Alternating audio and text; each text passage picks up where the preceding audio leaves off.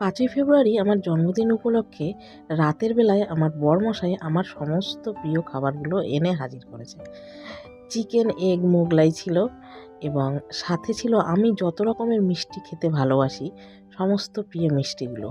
এটা পাটিসাপটা যেটা আমার শাশুড়ি বানিয়ে দিয়েছিল এবং সাথে 10 রকমের মিষ্টি ছিল।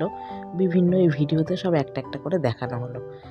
জন্মদিনের এইটুকুই আমাদের হলো, কারণ আমরা সেইভাবে সেলিব্রেশন তো করি না।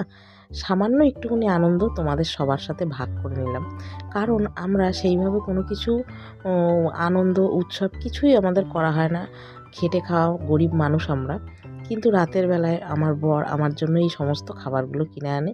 আমি, আমার মেয়ে এবং আমার বর সবাই মিলে আনন্দ করে আমার এই জন্মদিনটায় রাতেই আমরা ঘরের মধ্যেই নিজেরা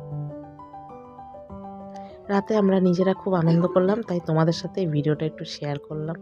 সবাই আমাকে আশীর্বাদ করো।